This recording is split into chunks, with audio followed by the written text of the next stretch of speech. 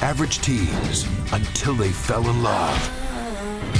It began a puzzling transformation. So if anybody's interested in buying my skull, they can get a pretty good price on it. This is no movie stunt. These kids risk their lives daily, crossing a treacherous canyon on a rusty cable. A mind-numbing trance leads to superhuman acts of devotion. I was not prepared for this. Shoving anything they can grab through holes in their faces. Human pretzel Dan Smith can squeeze into the tightest spots. Now, he'll try to do it with this woman sharing his space. Oh, no! Oh, my God. She's blonde, beautiful, and about to dive into a breathtaking situation.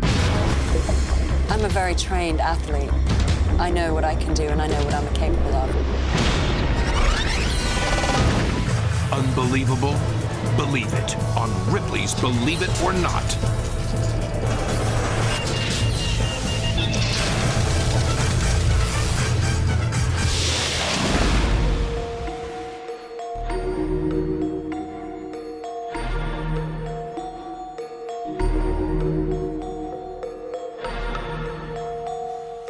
Welcome, and step into the unbelievable realm of Ripley's.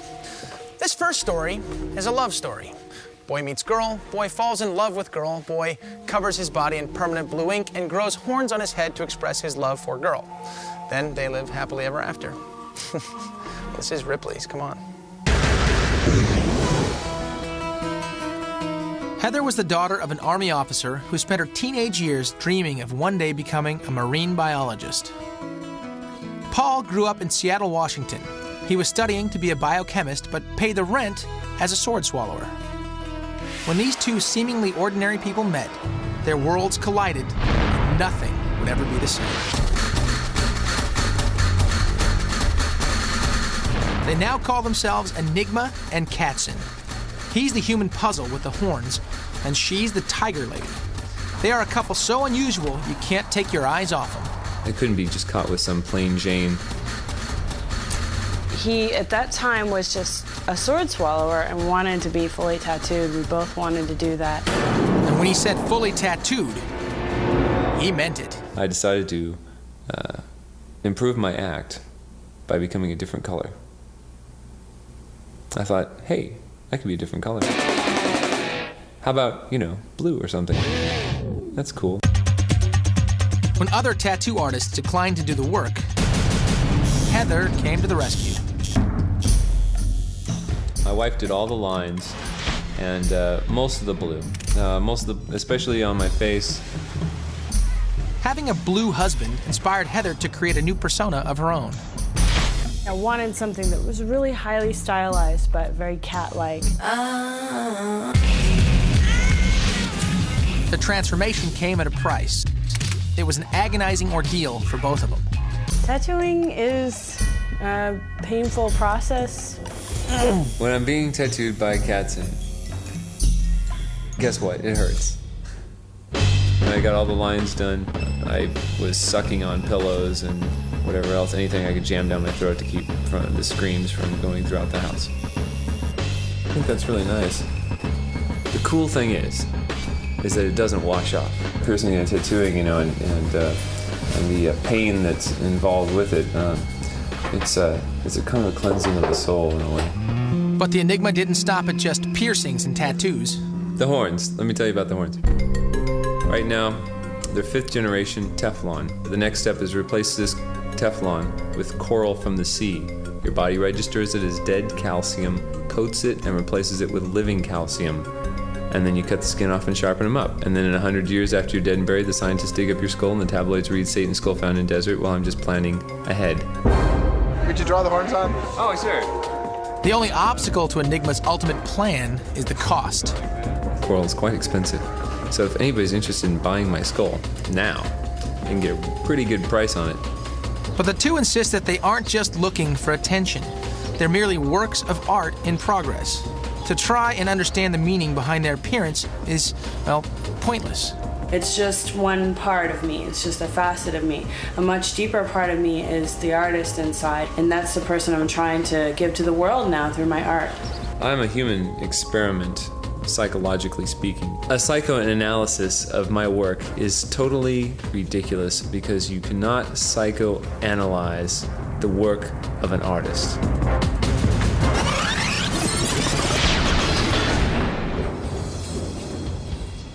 Did your parents ever tell you that they had to walk 5 miles a day through ice and snow, uphill both ways just to get to school? You know what? That's easy compared to one remote village where 8-year-olds practically have to be trained stuntmen just to get to class. Check it out.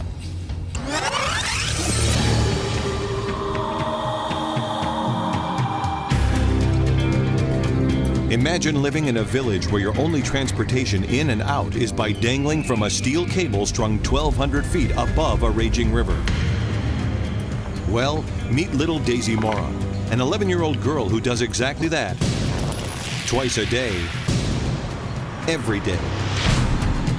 Daisy and her family live in the tiny village of Los Piñas, located in the dense Colombian jungle. For the last 200 years, the people of this remote outpost have had only 2 connections to civilization: a treacherous 2-hour hike or a harrowing 1-minute ride across a half-mile canyon hanging from this primitive cable system. Ripley's is the first television program to document this terrifying crossing on camera. The system has 2 very steep one-way cables, one designed to take the travelers out of town and the other to bring them back. The villagers carry groceries, supplies, even pets. No one seems to know what the cable's weight limit is, but Daisy's father, Guillermo, says he won't carry more than 80 pounds. The heavier the load, the faster and riskier the ride. It's a delicate balancing act that could lead to a fatal fall. Unbelievably, despite an average of 60 people crossing the cables daily, no one has ever been seriously injured or killed. Everyone who crosses brings their own pulley, rope, and brake. Guillermo has taught his 3 small children some important tips on how to cross.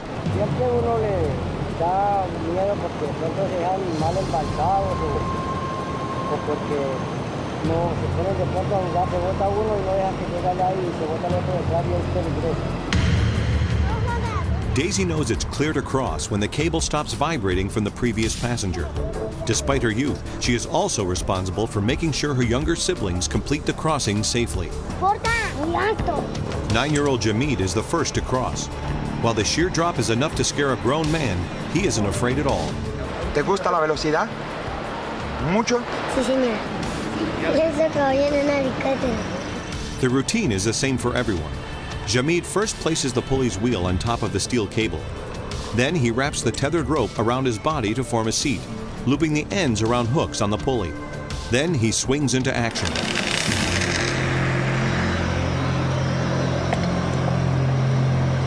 His brother, Jean-Freddy, is next.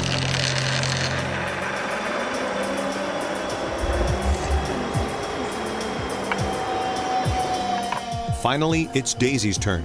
Hooking herself into the harness, she admits the crossing still makes her nervous. Siento como miedo.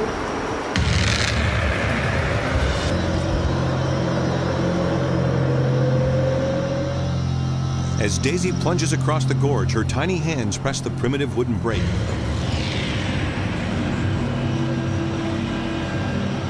Reaching speeds in excess of 30 miles per hour, the brake allows her to slow down before slamming into the tires, which serve as a buffer. The government has no plans to build a bridge here because they say there aren't enough people living in Los Piñas to justify its expense. That forces 8 children to rely on the rickety cables to go to school. As the kids return from school, they often carry supplies from town. And while Daisy makes her final crossing of the day, she knows she's carrying the most precious cargo of all. Believe it or not, her 7-year-old sister Claudia travels in the threadbare burlap bag Daisy carries every day.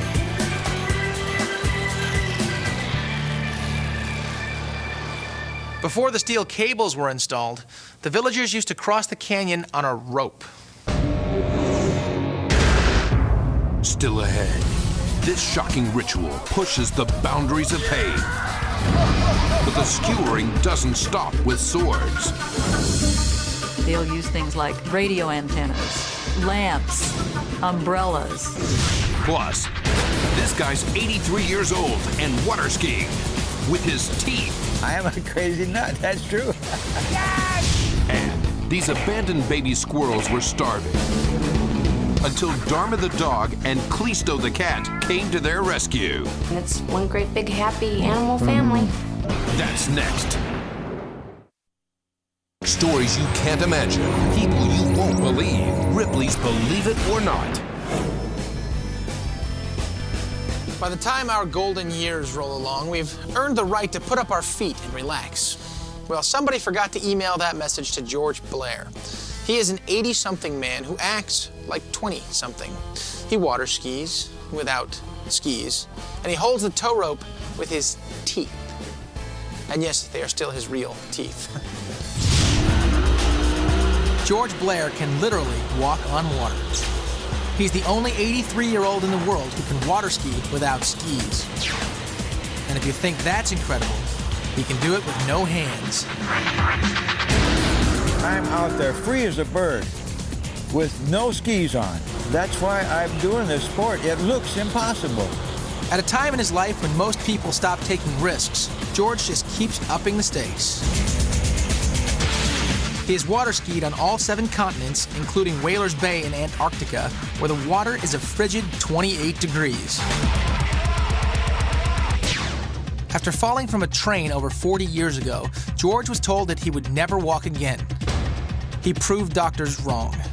Always wearing his signature color yellow, George continues to amaze everyone with his athleticism. I do a lot of things. I am a confirmed snowboarder. I have 4 grandsons who snowboard with me. I'm a race car driver, a skydiver. I am a surfer. So I think life is just an endless line of interest for me because I cannot wait to do the next thing that I haven't done yet. But what really makes George so unbelievable isn't just the barefoot skiing or even skiing only on one foot. At 40 miles an hour, the only thing keeping Banana George above water is his teeth. I have strong teeth, but everybody has a strong jaw. But I'll put my neck up against anybody's neck.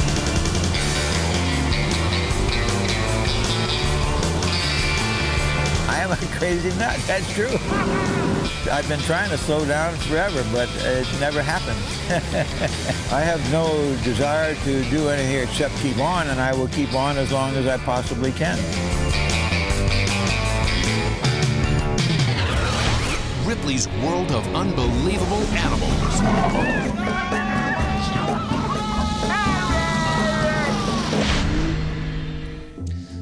Conventional wisdom says that dogs chase cats and cats chase squirrels. But this show has nothing to do with conventional wisdom. Mother Nature never intended for cats and squirrels to get along. But believe it or not, this cat changed all that when she began nursing these baby squirrels like they were her own kittens. Their owner, Pepper Bonjour, really loves animals. Her house is full of critters, from fish to cats to her dog Dharma. In fact, Pepper was headed to the animal shelter to adopt another dog, but ended up adopting these rascals instead. So in this box lays these 3 little squirrels, about the half size of my hand. She says, well, you did other animals. Well, do you want to try the squirrels? And I said, sure. Unable to resist, Pepper brought home the 3 squirrels and began to bottle feed them. Then, during a feeding, Pepper noticed that one of the squirrels was gone. That's when Pepper saw her pregnant cat, Callisto, carrying one of the squirrels in her mouth. Up the stairs she goes. In the corner of my son's room is the squirrel and a kitten she had just had. What makes this tale even more incredible is what happened next. Dharma the dog, who wasn't even pregnant, got into the act. Dharma produced enough milk to nurse both the squirrels and the kittens. That's another thing that's kind of unusual because Dharma hasn't had puppies and she dropped milk in one day. Come around the corner and there she lays in the middle of the living room floor, nursing the cat and the squirrel. Pepper's veterinarian, Ken Fiedler, says a false pregnancy probably allowed Dharma to lactate. When a dog goes out of heat, if that dog gets pregnant or if it does not get pregnant, it still is going to have the same hormonal changes in its body. Soon the squirrels will be ready to leave the nest. Until then, Pepper is content to keep her upside-down animal menagerie just the way it is. Unbelievable. Dharma nurses the cats and the squirrels. Callisto also nurses the cats and the squirrels. And it's one great big happy animal family.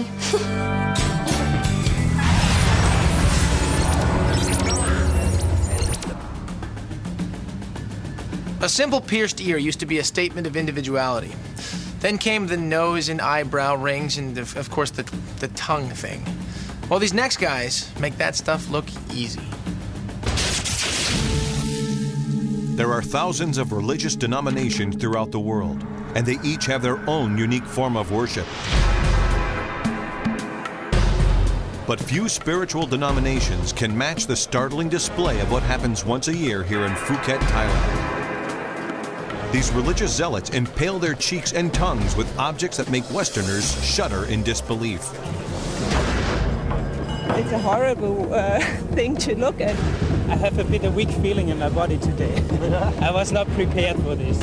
It's something incredible. We have to see that. We have to see that in life. Only one time. Each October, thousands of members of the Chinese ethnic community come here for the annual Vegetarian Festival. Followers give up meat and other pleasures during the 9-day celebration, but they also take things to the other extreme, marring themselves as an expression of their devotion. It's meant to symbolize a sacrifice to the gods who saved their ancestors from a malaria outbreak back in 1825. Part of the preparation for the ritual involves a period of meditation in which the participant calls on the aid of the deity. This meditation frequently leads to trance-like states that enable believers to perform unheard-of acts of faith. Walking on red-hot coals and climbing specially designed ladders made with razor-sharp edges are just a few of the feats performed here. Still, nothing can prepare visitors for the ritual of self-mutilation. This unimaginable part of the festival is gaining widespread notoriety due to the extravagant displays that take place in front of several of the temples in town. Festival organizers, wearing rubber gloves and using sterile instruments, actually assist some 600 believers who pierce their cheeks and tongues with an astonishing variety of objects. Everything from umbrellas to car antennas to lamps. Believe it or not, these self-inflicted acts cause minimal bleeding and miraculous healing within days.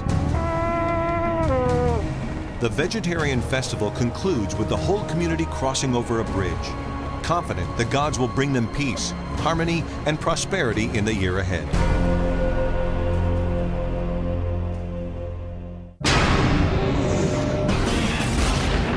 Coming up, two unbelievable athletes serve up a tennis match at 10,000 feet. Plus, can these human pretzels cram into this tiny box? No! Also, the horse who shares this family's house and their food. She loves mashed potatoes, she loves pasta. And the dive that could leave this beauty trapped on the ocean floor. Her Titanic underwater challenge, coming up on Ripley's. Ripley's Believe It or Not.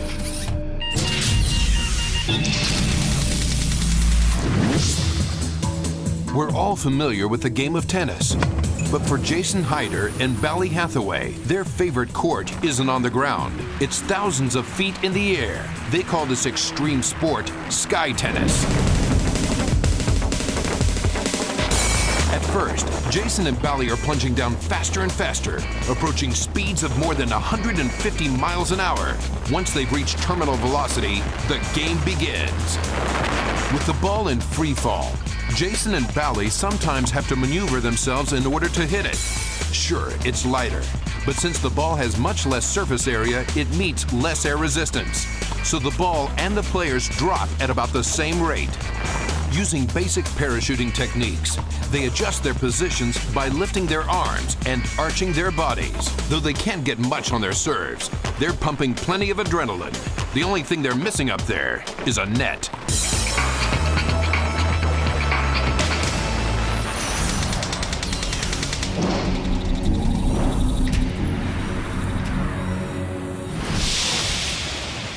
The next time you fly, take a good look at the size of the luggage people bring on board. Now imagine squeezing yourself and a friend into a box the size of an airline overhead bin. You probably couldn't do it. But of course, Ripley's knows a couple of human pretzels who can.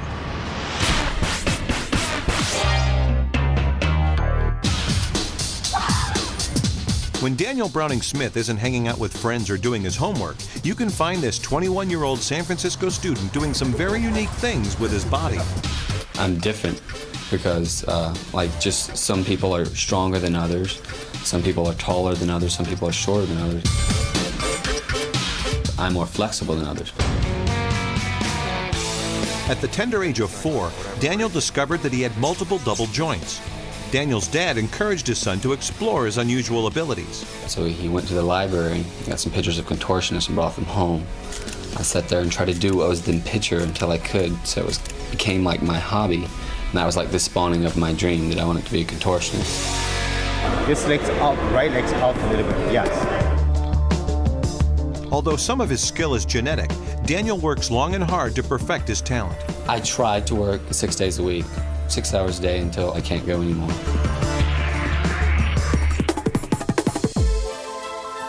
Daniel can perform extraordinary tricks, like standing on his hands while bending over backwards. Backwards is also the way he prefers to do his sit-ups.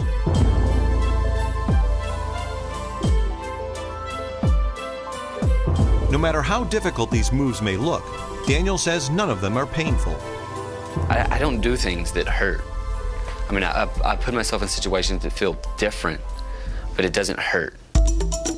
To illustrate his body-bending abilities, Daniel wedges himself into a box that is only 30 inches long, 20 inches wide, and 21 inches deep.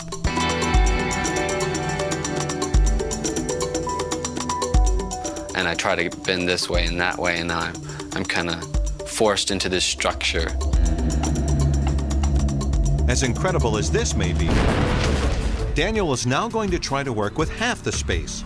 He'll attempt to cram into the same box, but this time, he'll have to do it with another person inside, contortionist Otko Waller. Otko grew up in Mongolia, where acrobatics are a national pastime. I went to contortionist school. I was 8. Usually it takes like 3 to 4 years for girls to graduate at school. But I learned very quickly, so I graduated like a year and a half. Daniel and Otko are now about to get up close and personal inside this plexiglass box. It takes some jaw-dropping maneuvering.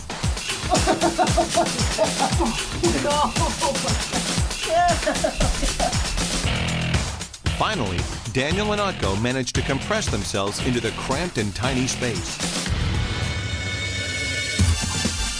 We're trying to take both our personalities and abilities and stick them in this one little container. It was like a problem to be solved. It's like a little puzzle. Dreams can come true. Reality is malleable, and you can form it into your own heart's desires.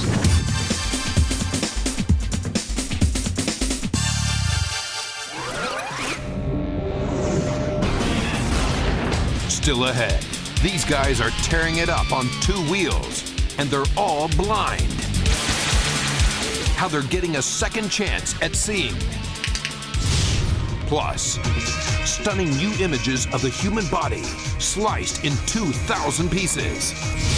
And Tanya Streeter attempts a breathtaking dive. Can she survive swimming through this treacherous shipwreck on just 1 breath of air?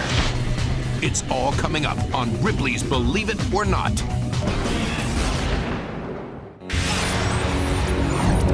Amazing stories and unbelievable people. Ripley's Believe It or Not. You're looking at some of the most stunning images in modern medicine, pictures that reveal the most intimate secrets of the human body. For years, scientists strive for new ways to examine the body from every angle. But all the bodies donated to medical research had been damaged by trauma or disease. All that changed when convicted murderer Paul Jernigan willed his body to science. Following his execution in Texas, Jernigan was frozen and flown to the University of Colorado. His body was then sliced into nearly 2,000 slivers, each less than a millimeter thick. They were then scanned into a computer database for three-dimensional modeling. This is the final result, a stunning head-to-toe scan scientists call a melt-through. Images of Jernigan's body, dubbed the Visible Man, promise to open countless possibilities for medical advancements. One person who heard of the remarkable breakthrough was even moved to donate the body of his wife to research. Now, doctors are also able to study the Visible Woman, believe it or not.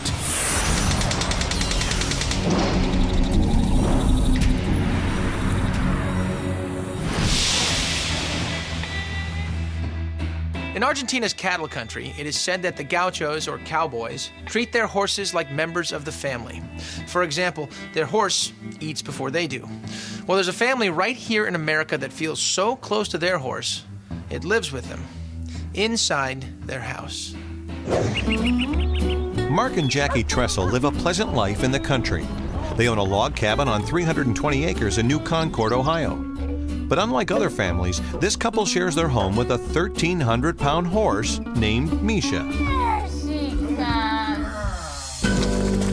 The Tressels adopted Misha in 1986 when she was 4 months old and in very poor health. They spent a fortune on medical bills, but didn't think she would survive the bitter cold winter.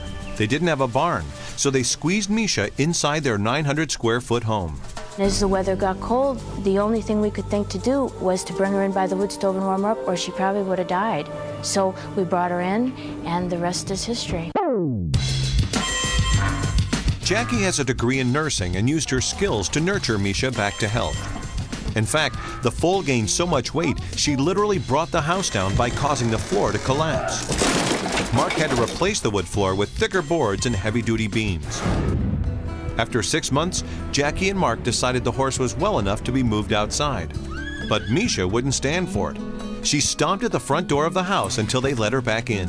We've gotten used to her and she's grown up with us, so it's normal for us. Every other day I ride her because I think riding is the key to keeping her in the house. The horses have a lot of energy, and then every time I ride her, she gets a really, really long hot bath, and then she goes in the house and she gets a big bowl of hot oatmeal with brown sugar. Misha is also completely housebroken and lets Mark and Jackie know when she has to go out. Good. That's easier than training the puppy. There's no doubt about Misha's commitment to cleanliness. She even helps Mark wash those hard-to-reach places. Misha doesn't just live with the Tressels. She goes everywhere with them. The local folks have gotten used to it and hardly notice. And it's no surprise Misha eats like a horse. Besides grazing on hay, about 2/3 of what she eats is people food. She loves mashed potatoes, she loves granola, she loves pasta, she loves donuts, she loves cookies. She's a wonderful eater. Misha, get out of the trainer. Despite the unusual diet, vets give Misha a clean bill of health. In fact, every evening, the Tressels and Misha sit down for a traditional family dinner. Nice and slow. After a hearty meal and a quick wash-up, there's nothing like laying back and enjoying a little television together before bed. Misha sleeps on the front porch, curled up in blankets under the Tressels' kitchen window. The only thing that's negative about Misha living in the house, and it's not a big negative except for I have to vacuum every day, but you either live like a slob or you vacuum, so I vacuum. We're going to have 40 years with this horse. It will truly be a very, very long and close relationship.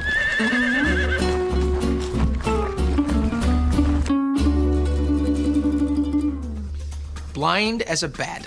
You ever heard that expression? Well, like a lot of cliches, it doesn't mean a whole lot because bats are not actually blind. But they do have the bonus of sonar for navigating in pitch-black caves. And one amazing young man has proven that what works for a bat will also work for humans. You wouldn't know it from watching these rambunctious bike riders, but Dan Kish, Juan Ruiz, and Brian Bushway are completely blind. And believe it or not, the blind are literally leading the blind to live life in a whole new way.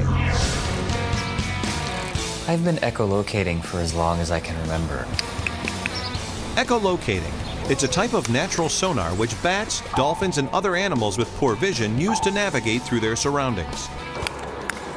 But Dan Kish, who lost his sight before he was a year old, has developed his own sonar technique to sense the world around him. Dan's human version of echolocation relies on the clicking of his tongue to produce a consistent sound. Echolocation is essentially seeing with sound, and that sound source goes out and bounces off of objects in the environment and returns to the listener.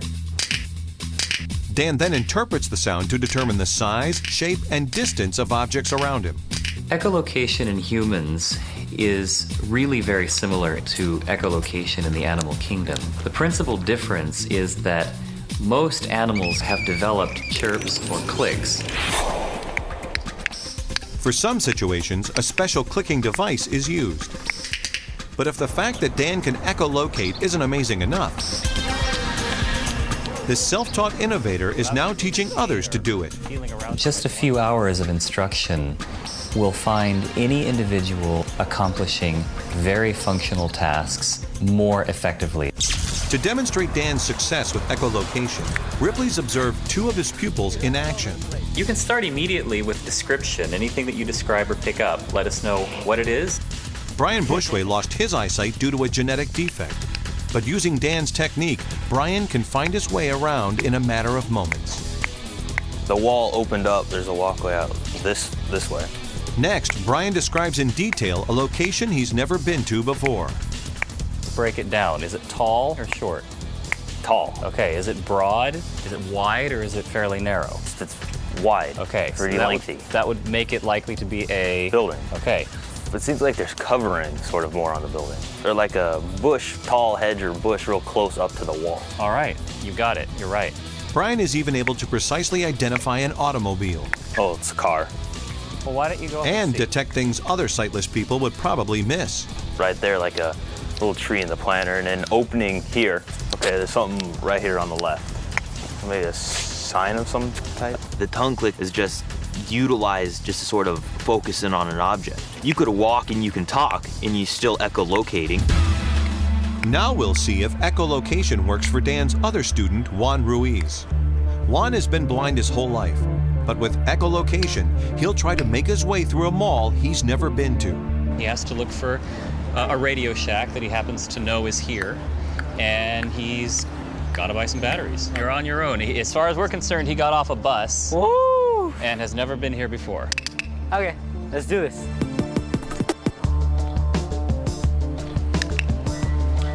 I hear a building in front of me. After negotiating a busy parking lot, Juan strolls along storefronts until he finds the right store.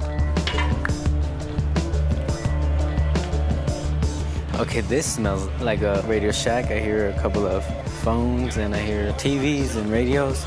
Hello. Hello. Would you happen to have any AA batteries? Sure do. Juan passes the test easily. In fact, he and Brian have become so good at echolocation, they regularly join Dan on his dirt bike rides. To my knowledge, there are no laws that would prohibit a blind individual from riding a bicycle. Dan, Brian, and Juan have become experts at overcoming obstacles. And all are confident in the promises echolocation holds for the future. It becomes a natural way to live, a natural way to travel, a natural way to function. You realize that your potential is just endless, and you can just push it to its limits.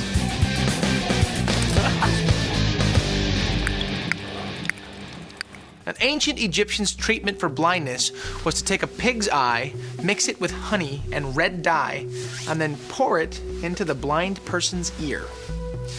Makes you glad to live in the 21st century, doesn't it? Next, this Caribbean diving queen will attempt to navigate an underwater maze 100 feet below the surface without any oxygen on Ripley's Believe It or Not.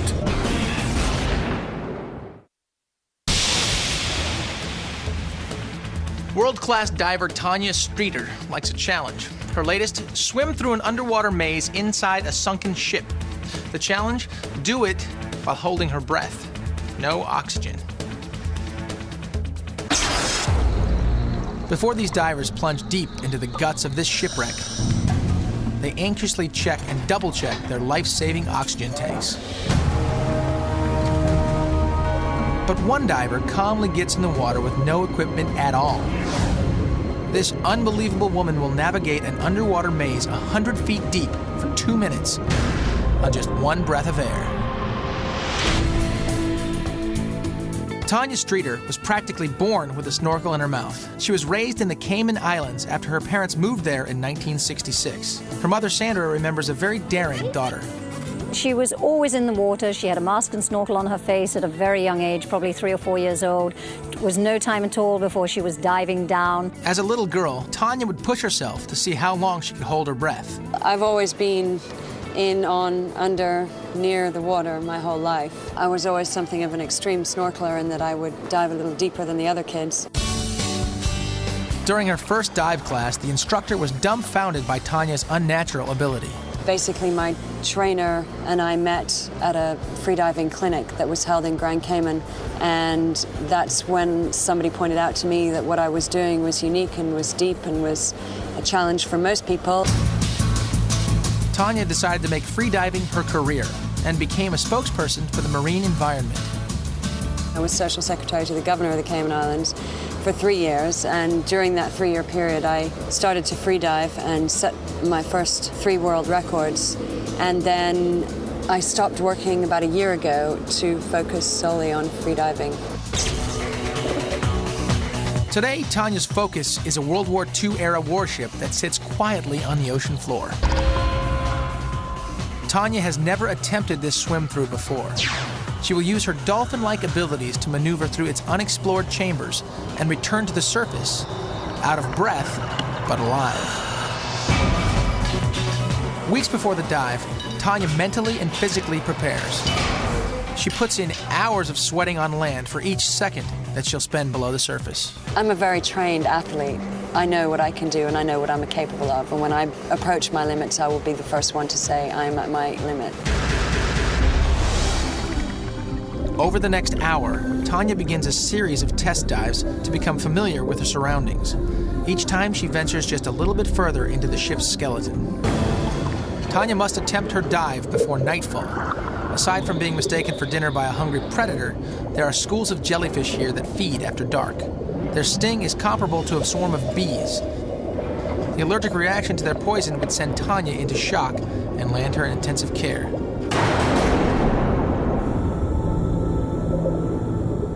Tanya is now ready.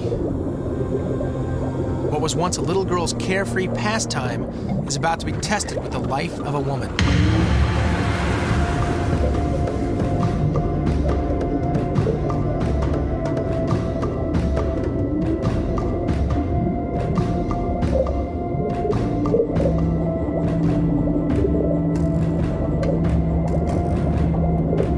Tanya has made it less than halfway by the time she reaches the ship's deck. This is the only opportunity she will have to turn back.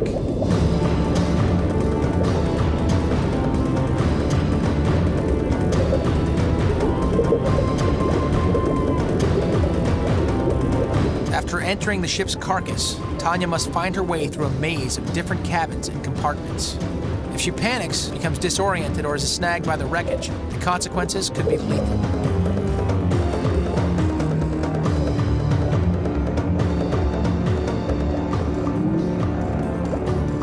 After discovering an opening, she squirms to freedom. But Tanya's air supply is running out. Her dive boat is within sight, but there's one final obstacle between Tanya and success. Well, the greatest risk to a freediver is shallow water blackout, and it is a very real threat. Over 2 minutes submerged, 100 feet, a half dozen cabins, and only one breath of air, Tanya Streeter emerges from the water. A great big part of freediving is descending to look within yourself and to understand what your own abilities and limitations are. It's a very personal feeling when you're underwater.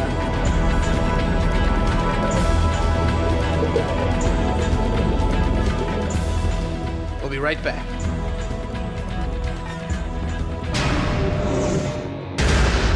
Next, this car once chauffeured an infamous assassin. Who was it? Find out when we take a cruise through the Ripley Vault. Next. You're watching Ripley's Believe It or Not.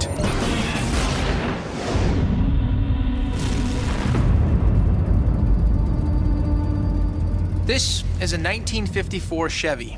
It drove the world into mourning in November of 1963. It belonged to a guy named Buell Frazier. Every morning, Buell used to drive his neighbor to work. Well, one day, this neighbor asked Buell to help him with an errand and pick up some wrapped curtain rods.